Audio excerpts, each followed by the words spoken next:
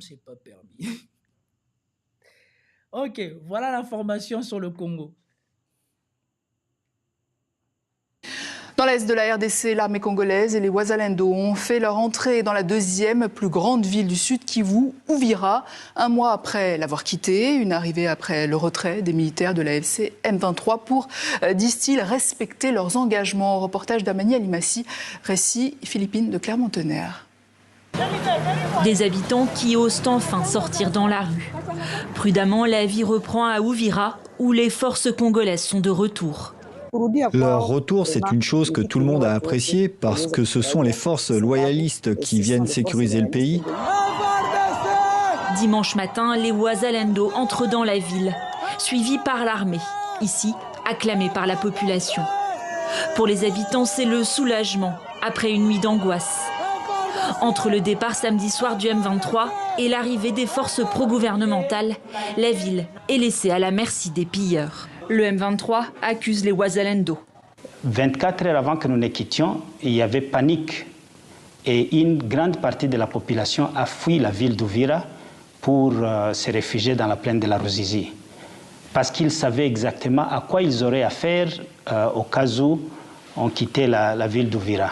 Tout l'après-midi, il y a eu chasse à l'homme, il y a eu vandalisme, il y a eu destruction des églises et des bâtiments de l'État. Dans un courrier daté du 11 janvier, le M23 avait demandé aux soldats de la MONUSCO, déployés au Nord Kivu voisin, d'assurer la sécurité de la ville.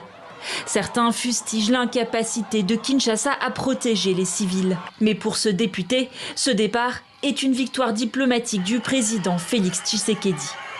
En réalité, c'est une victoire et lorsque le mot d'ordre a été donné, les M23 se sont retirés et du coup, tu as vu que notre armée et les Wazalendo étaient aux alentours d'Uvira. Le M23 a annoncé jeudi le départ de ses dernières troupes. Le 17 décembre, le groupe armé avait une première fois déclaré se retirer d'Uvira, conformément selon lui à une demande américaine. Mais des policiers et des militaires étaient finalement restés dans la ville. Voilà, donc on vient de découvrir ensemble cette information dans sa totalité. Moi, il y a différentes séquences qui me posent toujours problème. Et c'est toujours la même chose avec la RDC Congo. Je ne comprends pas. Bon, après, ici, j'allais émettre une critique sur le fait qu'on laissait parler un peu trop le représentant du M23 et pas le représentant de la Congo RDC. Mais quand j'ai écouté le représentant de la RDC, faisons seulement l'analyse. Dans l'est de la RDC, l'armée congolaise et les Wazalendo ont fait leur entrée dans la deuxième plus grande ville du Sud Kivu, Uvira, un mois après l'avoir quittée, une arrivée après le retrait des militaires de l'AFC M23 pour, disent-ils, respecter leurs engagements. Reportage d'Amani Alimassi, récit Philippine de Clermont-Tonnerre. Des habitants qui osent enfin sortir dans la rue. Prudemment, la vie reprend à Uvira, où les forces congolaises sont de retour.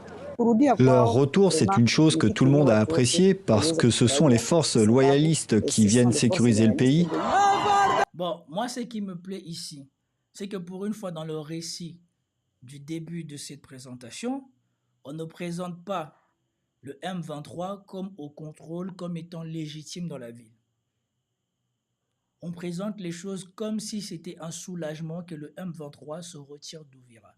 Contrairement à comment ils ont présenté les choses quand les M23 avançaient vers Goma, où souvent dans ces mêmes médias on faisait comprendre que une partie de la population était bien content ou semblait bien content que le M23 arrive. Ici, eux-mêmes présentent les choses comme un soulagement de la population que ces gens-là soient partis. Ça, c'est quelque chose qui me plaît. Parce que ce n'est pas le pays du M23. Même si j'ai des désaccords avec le gouvernement congolais, ça reste le Congo. Et donc, on ne peut pas être content qu'une faction soit considérée comme plus légitime que l'armée du Congo dans le pays. Ça, c'est pas possible. Et ça, eux là, quand ils parlent des pays de l'Occident, jamais ils ne présentent une faction et jamais ils ne présenteront une faction, peu importe sa légitimité, comme étant légitime sur un territoire de l'Occident. Parce que vous voyez, en Ukraine, les territoires des oblasts, ces gens-là étaient légitimes à demander que voilà, si vous ne voulez plus de nous, accordez-nous notre autonomie. Jamais vous avez attendu les Occidentaux reconnaître que c'était légitime pour les territoires, les russophones de l'Ukraine, qui subissaient des attaques et dont on a attendu le président avant Zelensky dire qu'ils vont les maltraiter. Mais vous n'avez jamais attendu dans les télévisions d'Occident qu'on présente ça, comme si ces gens-là, leurs revendications étaient légitimes. Et même là, vous allez l'attendre dans la suite de la vidéo, quand on va analyser l'humiliation de Macron. Dimanche matin, les Ouazalendo entrent dans la ville, suivis par l'armée, ici acclamés par la population. Pour les habitants, c'est le soulagement après une nuit d'angoisse. Entre le départ samedi soir du M23 et l'arrivée des forces pro-gouvernementales, la ville est laissée à la merci des pilleurs. Le M23 accuse les Ouazalendo. 24 heures avant que nous ne quittions, il y avait panique et une grande partie de la population a fui la ville d'Ouvira pour... Eux là, ils me font trop penser au pays du loser du Moyen-Orient. La manière dont ils cherchent à chaque fois à se légitimer, eux, nous, quand on était là, c'était la sécurité. À l'idée que nous partions, la population était apeureuse et n'était pas en sécurité. Nous avons même demandé aux Nations Unies de venir protéger parce que nous savions que ça allait se passer. Il y a même la population qui a décidé de partir par crainte de représailles de la population. Hey, on aurait dit chez Netanyahou quand il justifie les choses qu'il a fait à Gaza. Pour se réfugier dans la plaine de la Ruzizi. Parce qu'ils savaient exactement à quoi ils auraient affaire au cas où on quittait la ville d'Ouvira. Tout l'après-midi, il y a eu chasse à l'homme, il y a eu vandalisme, il y a eu destruction des églises et des bâtiments de l'État. Dans un courrier daté du 11 janvier, le M23 avait demandé aux soldats de la MONUSCO, déployés au Nord Kivu voisin, d'assurer la sécurité de la ville. Certains fustigent l'incapacité de Kinshasa à protéger les civils. Mais pour ce député, ce départ est une victoire diplomatique du président Félix Tshisekedi. Voilà, moi c'est là. Moi c'est là. C'est là que ça me pose problème.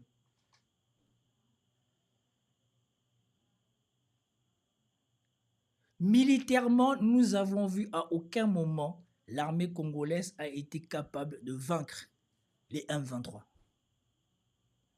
Et là, écoutez comment on dit ce que lui, il considère. Voilà ce qu'il considère comme une victoire. Quand nous connaissons la réalité géopolitique de ce qui se passe maintenant, lui, il considère que c'est une victoire. C'est ce fanfaronnade-là, accompagné d'une incompétence criante, qui me pose problème chez les élites congolaises du Congo RDC. C'est ça. En réalité, c'est une victoire. Et lorsque le mot d'ordre a été donné, les M23 se sont retirés. Et du coup, tu as vu que notre armée et les Ouazalendo étaient aux alentours d'Ouvira. Lorsque le mot d'ordre a été donné, le mot d'ordre a été donné par qui? Si le mot d'ordre n'a pas été donné par Tshisekedi, comment est-ce que cela peut être une victoire diplomatique de Tshisekedi? Et quand on voit le comportement de Trump, quand on voit comment il martyrise, comment il tord le bras à même la population occidentale, on est en mesure de se poser la question, qu'est-ce que le gouvernement congolais a cédé ou accepté à Donald Trump? Si ça se trouve, c'est la mort du pays qui s'est passé là. Parce que quand vous voyez comment il parlait du Venezuela, alors que nous savons que les Vénézuéliens sont plus en capacité de lutte que les Congolais, et que là, il ne parle même pas du Congo. On aurait dit c'est lointain là-bas. Là. Mais il vous a soumis parce que votre paix là, c'est par lui, c'est même pas par vous-même. C'est par lui que ça passe. On se demande bien qu'est-ce que le gouvernement congolais a accepté des États-Unis. Et le gouvernement congolais ne peut pas dire que oui, nous allons faire le malin, quoi que ce soit. Qu'est-ce que le gouvernement congolais a à mettre en face par rapport à ses engagements contre les États-Unis s'il dit on débarque demain? Votre armée n'arrive même pas à battre les quelques milliers de qui là, comment il s'appelle? Les quelques milliers de M23. Alors qu'est-ce que vous ferez contre l'armée américaine si elle dit demain elle vient, elle se pose pour défendre ses intérêts en RDC? Qu'est-ce que vous allez dire? Qui va parler? Mais vous êtes là, vous vous attribuez des victoires, au lieu même d'avoir la modestie de dire que voilà, nous avons signé des accords avec les Américains, on a fait constater que les M23 ne respectaient pas leurs accords et donc on a demandé la pression américaine pour que chacun puisse respecter ses engagements. Il vient dire non, c'est la victoire de Tshisekedi. Tshisekedi qui lui-même a dit qu'il n'était pas en capacité de déclarer la guerre que lui-même il avait promis qu'il avait déclarée. Mais vous dites qu'il est en victoire. Moi, ça ne me pose pas problème qu'il essaye de faire les choses à sa manière. Mais son entourage, ce léchage de bottes là, ce léchage de bottes là, c'est tout ce qui délégitime toutes les choses qu'il essaye de faire. C'est vous qui êtes son plus gros problème.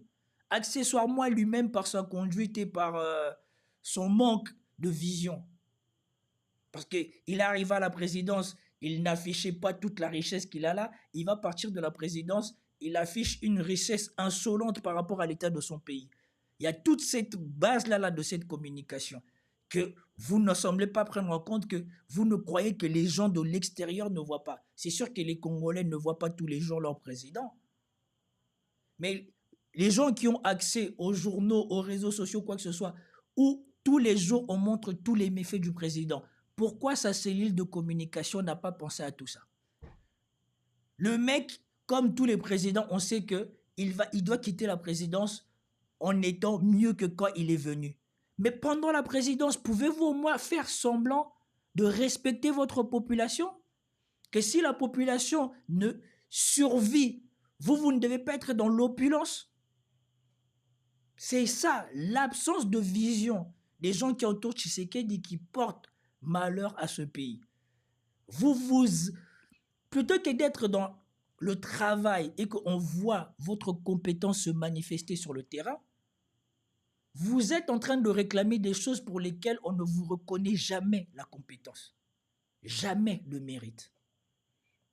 Et moi, c'est ça qui me pose problème, c'est voilà pourquoi je tenais à parler de ça. Alors les Congolais qui voudraient perdre leur temps à venir me parler, si vous n'êtes pas content, ne regardez même pas mes vidéos. Je ne sais pas qu'est-ce que vous venez faire. Je n'ai pas besoin du soutien des Congolais. J'ai créé cette chaîne sans le soutien des Congolais. Et à chaque fois que je fais une vidéo, que vous veniez pleurer sur moi ou quoi que ce soit, moi, je gagne de l'argent pendant que vous